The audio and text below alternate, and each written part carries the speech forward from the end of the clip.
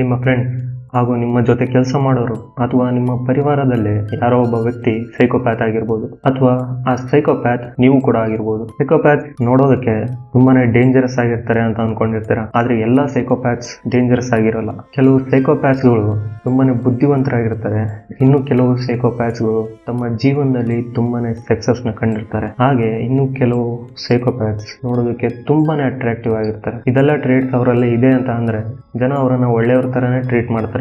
ಆದ್ರೆ ಇದೆಲ್ಲ ಟ್ರೇಟ್ಸ್ ಅವರ ಮುಖವಾಡ ಅಷ್ಟೇ. ಈ ಮುಖವಾಡದ ಹಿಂದೆ ಇರೋ ಮನಸ್ಸು ತುಂಬಾನೇ ಕ್ರೂರಿಯಾಗಿರುತ್ತೆ. ಅವ್ರ ಜೀವನದಲ್ಲಿ ಯಾರ ಮೇಲೂ ಕೂಡ ಕನಿಕರ ಇಟ್ಕೊಂಡಿರೋದಿಲ್ಲ, ಮತ್ತೆ ಅವರಿಗೆ ಯಾರ ಮೇಲೂ ಕೂಡ ಭಯ ಇರೋದಿಲ್ಲ, ಮತ್ತೆ ಅವ್ರ ಜೀವನದಲ್ಲಿ ಯಾವುದೇ ಕಾರಣಕ್ಕೂ ಕೂಡ ಪಶ್ಚಾತ್ತಾಪ ಕಾಡೋದಿಲ್ಲ. Welcome to the world of ಸೈಕೋಪ್ಯಾಥ್.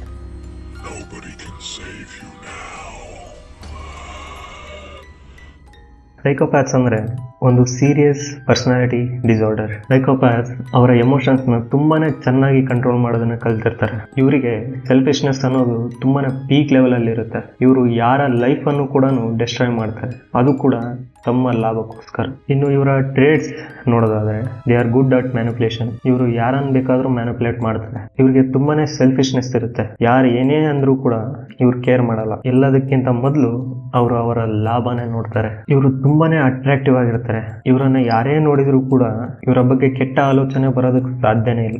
ಇವ್ರು ಏನೇ ನಿರ್ಧಾರ ಮಾಡಿದ್ರು ಕೂಡ ತುಂಬಾನೇ ಬೇಗನೆ ಮಾಡ್ತಾರೆ. ಇವ್ರಿಗೆ ಯಾರ ಮೇಲೂ ಕೂಡ ಭಯ ಇರೋದಿಲ್ಲ, ಯಾವುದಕ್ಕೂ ಭಯ ಇರೋದಿಲ್ಲ. ಇವ್ರು ತಗೊಂಡಿರೋ ನಿರ್ಧಾರದಿಂದ ಯಾರಿಗಾದ್ರೂ ಕೆಟ್ಟದ್ದಾದ್ರೆ ಅದ್ರ ಮೇಲೂ ಕೂಡ ಇವರಿಗೆ ಗಿಲ್ಟ್ ಕಾಡೋದೇ ಇಲ್ಲ.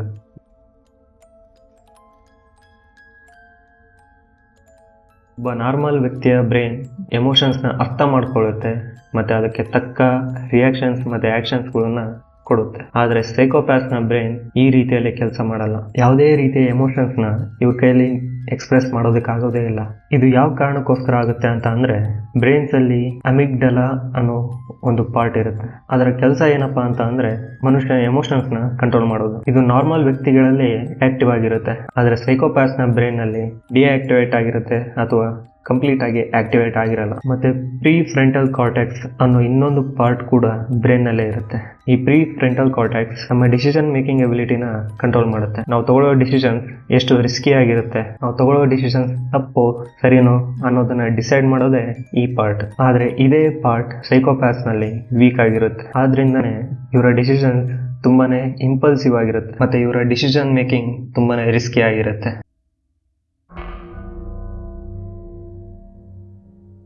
ಸೈಕೋಪ್ಯಾಥ್ಸ್ ನ ಬ್ರೈನ್ ನಲ್ಲಿ ಇಷ್ಟೆಲ್ಲ ಡಿಫಾಲ್ಟ್ ಇದೆ ಅಂತ ಅಂದ್ರೆ ಎಲ್ಲಾ ಸೈಕೋಪ್ಯಾಥ್ಸ್ ವೈಲೆಂಟ್ ಆಗೇ ಇರ್ತಾರೆ ಅಥವಾ ಕ್ರಿಮಿನಲ್ಸೇ ಆಗಿರ್ತಾರೆ ಅಂತ ಅನ್ಕೊಂಡಿರ್ತಾರೆ. ಎಲ್ಲಾ ಸೈಕೋಪ್ಯಾಥ್ಸ್ ಒಂದೇ ರೀತಿಯಲ್ಲಿ ಇರಲ್ಲ. ಕೆಲವರು ಬಿಸ್ನೆಸ್ ಅಲ್ಲಿ ಮ್ಯಾನಿಪುಲೇಟ್ ಮಾಡ್ತಾರೆ, ಇನ್ನು ಕೆಲವರು ರಿಲೇಶನ್ಶಿಪ್ ಅಲ್ಲಿ ಮ್ಯಾನಿಪುಲೇಟ್ ಮಾಡ್ತಾರೆ, ಮತ್ತೆ ಇನ್ನು ಕೆಲವರು ಕ್ರಿಮಿನಲ್ಸ್ ಆಗ್ತಾರೆ. ಸೈಕೋಪ್ಯಾಥ್ಸ್ ಅಲ್ಲಿ ನಾವು 3 ರೀತಿಯಲ್ಲಿ ಸೈಕೋಪ್ಯಾಥ್ಸ್ ನ ನೋಡಬಹುದು. ಕಾರ್ಪೊರೇಟ್ ಸೈಕೋಪ್ಯಾಥ್ಸ್ ಇವರು ಒಂದು ದೊಡ್ಡ ಅಧಿಕಾರದಲ್ಲೇ ಇರ್ತಾರೆ. ಇವರಿಗೆ ತುಂಬಾನೇ ಪವರ್ ಇರುತ್ತೆ, ಆದ್ರೆ ಇವರು ಮ್ಯಾನಿಪುಲೇಟ್ ಟೆಕ್ನಿಕ್ ನ ಯೂಸ್ ಮಾಡಿ ಬಿಸ್ನೆಸ್ ಮತ್ತೆ ಪಾಲಿಟಿಕ್ಸ್ ನಲ್ಲಿ ಯಶಸ್ಸನ್ನ ಕಾಣ್ತಾರೆ. ಸೋಷಿಯಲ್ ಸೈಕೋಪ್ಯಾಥ್ ಇವರಿಗೆ ಸುಳ್ಳು ಹೇಳೋದು ತುಂಬಾನೇ ಕಾಮನ್ ಆಗಿರುತ್ತೆ, ಮತ್ತೆ ಅವರು ಹೇಳ್ತಾ ಇರೋದು ಸುಳ್ಳು ಅಂತ ಅನ್ಸೋದೇ ಇಲ್ಲ. ಮತ್ತೆ ಮ್ಯಾನಿಪುಲೇಷನ್ ಟೆಕ್ನಿಕ್ ನ ಯೂಸ್ ಮಾಡಿಕೊಂಡು ಬೇರೆಯವರ ಮನಸ್ಥಿತಿಯನ್ನ ಕಂಪ್ಲೀಟ್ ಆಗಿ ಡಿಸ್ಟ್ರಾಯ್ ಮಾಡ್ತಾರೆ. ಕ್ರಿಮಿನಲ್ ಸೈಕೋಪ್ಯಾಥ್ ಇವರ ಕ್ರೂರತನದಲ್ಲಿ ಯಾರು ಕೂಡ ಇವರನ್ನು ಬೀಟ್ ಮಾಡಕ್ ಸಾಧ್ಯನೇ ಇಲ್ಲ. ಇವರು ನಾರ್ಮಲ್ ಆಗಿ ಸೀರಿಯಲ್ ಕಿಲ್ಲರ್ಸ್ ಆಗ್ತಾರೆ. ಇವರ ಪ್ರಕಾರ ಮನುಷ್ಯನ ಜೀವನಕ್ಕೆ ಬೆಲೆನೇ ಇಲ್ಲ ಅಂತಾರೆ. ಯಾವುದೇ ವ್ಯಕ್ತಿ ಕೂಡ ಪರ್ಫೆಕ್ಟ್ ಆಗಿರಲ್ಲ, ಆದ್ರೆ ಯಾರಾದ್ರೂ ಒಬ್ಬ ವ್ಯಕ್ತಿ ತುಂಬಾನೇ ಪರ್ಫೆಕ್ಟ್ ಆಗಿದ್ದಾನೆ, ಎಲ್ಲ ವಿಷಯದಲ್ಲೂ ಪರ್ಫೆಕ್ಟ್ ಆಗಿದ್ದಾನೆ, ಅವನ ಬಿಹೇವಿಯರ್ ನಲ್ಲಿ ಯಾವುದೇ ತಪ್ಪು ಕಾಣ್ತಾ ಇಲ್ಲ ಅಂತ ಅಂದ್ರೆ ಅವರು ಸೈಕೋಪ್ಯಾಥ್ ಆಗಿರ್ಬೋದು. ಕೆಲವರ ಬಿಹೇವಿಯರ್ ತುಂಬಾನೇ ಒಳ್ಳೇದಾಗಿರುತ್ತೆ, ಅವ್ರು ಆಕ್ಚುಲ್ ಆಗಿ ಒಳ್ಳೆಯವ್ರೆ, ಆದ್ರೆ ಸೈಕೋಪ್ಯಾಥ್ ಆಕ್ಟಿಂಗ್ ಮಾಡ್ತಾರೆ ಒಳ್ಳೆಯವನಾಗಿ ಇರೋರ್ ತರ. ಅವರು ಮ್ಯಾನಿಪುಲೇಟ್ ಮಾಡೋದಕ್ಕೋಸ್ಕರ ಆಕ್ಟಿಂಗ್ ಮಾಡಿ ಒಳ್ಳೆಯವ್ರ ತರ ಬಿಹೇವ್ ಮಾಡ್ತಾರೆ. ಸೈಕೋಪ್ಯಾಥ್ ಸುಳ್ಳು ಹೇಳೋದ್ರಲ್ಲಿ ಮತ್ತೆ ಯಾರನ್ನಾದ್ರೂ ಒಪ್ಸೋದ್ರಲ್ಲಿ ತುಂಬಾನೇ ಎಕ್ಸ್ಪರ್ಟ್ ಆಗಿರ್ತಾರೆ. ಇವನ್ ಅವ್ರು ಹೇಳ್ತಾ ಇರೋ ಸುಳ್ಳಾದ್ರೂ ಕೂಡ ಅವ್ರು ಹೇಳ್ತಾ ಇರೋದು ಸುಳ್ಳು ಅಂತ ಅನ್ಸೋದೇ ಇಲ್ಲ.